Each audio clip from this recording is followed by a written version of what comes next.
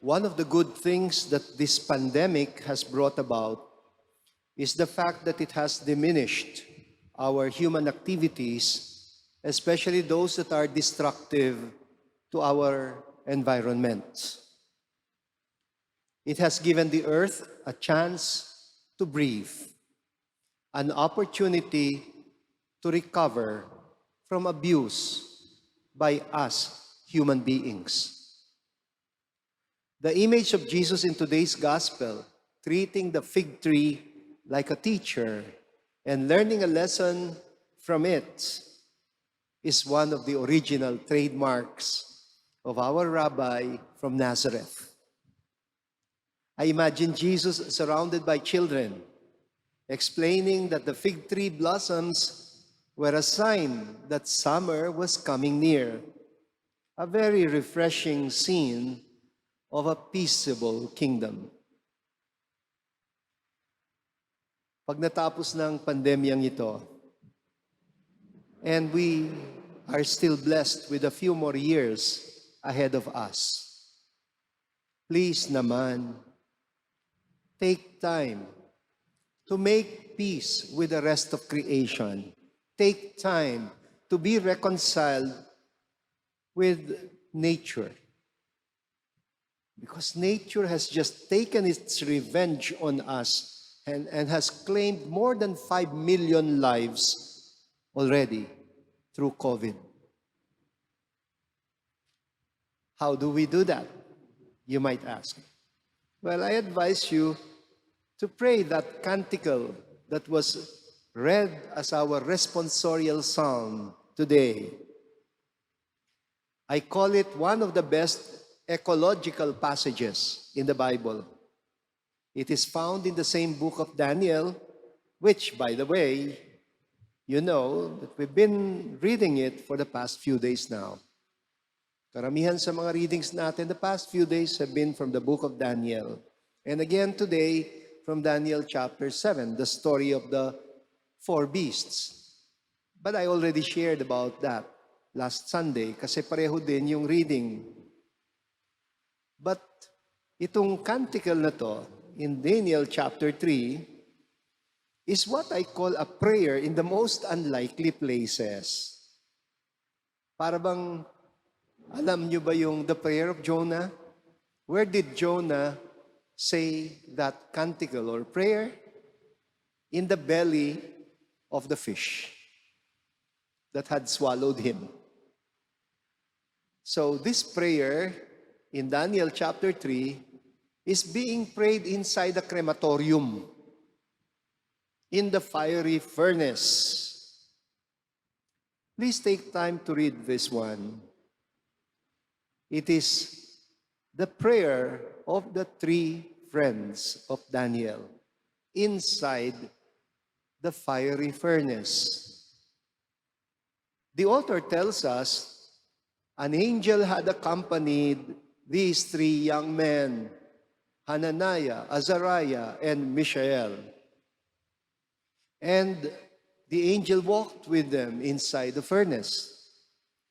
Palagay ko ito yung original inspiration for that line in the song, Be Not Afraid.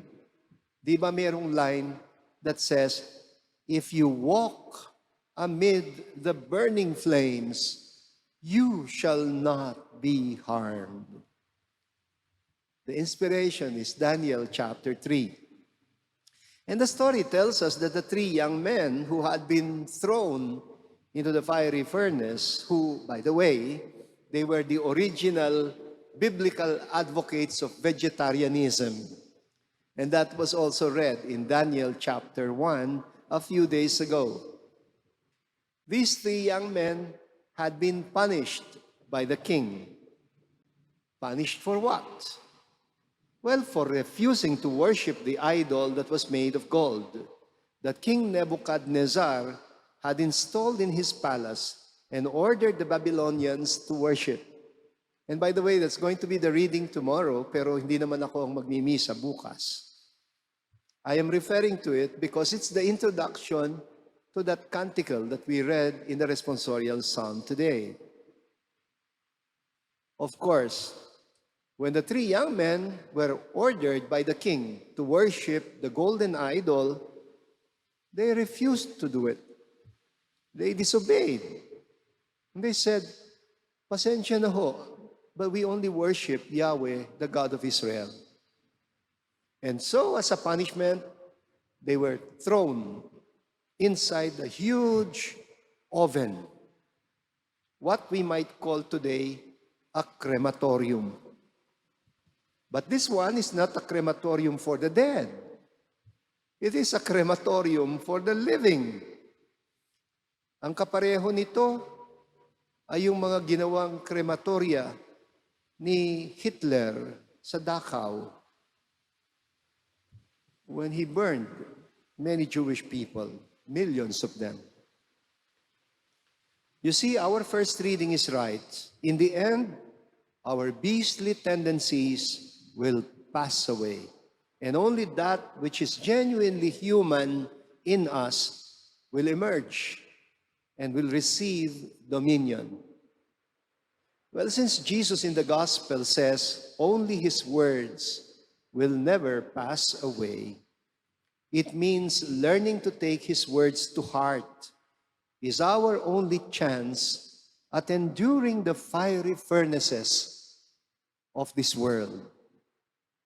But then, of course, we would have to first be purified by many trials. In Daniel chapter 3, we're told that the Son of God descended into the fiery furnace and walked with Hananiah, Azariah, and Mishael. And not a hair of their head was harmed. Mukhang dun din galing yung saying na yon that Jesus is quoting from Daniel chapter 3. Wala ni isang hibla ng buhok ang nasunog sa kanila. And that is when they sang the canticle that we recite regularly in the liturgy of the hours for Sunday, week 1, and during the great solemnities. Here's a consoling thought. What is the sign that we have learned to walk humbly with God, our God? If I may borrow the words of the prophet Micah.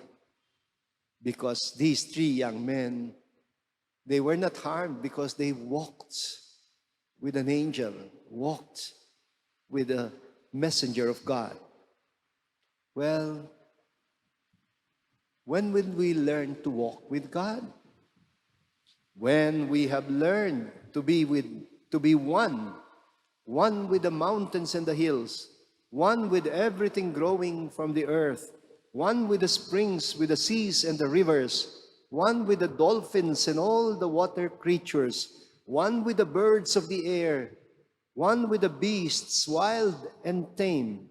All of these are listed in our responsorial psalm today. When together with all our fellow creatures, our fellow residents in this one planet Earth, our common home, we shall have learned to bless the Lord and to praise and exalt him above all forever.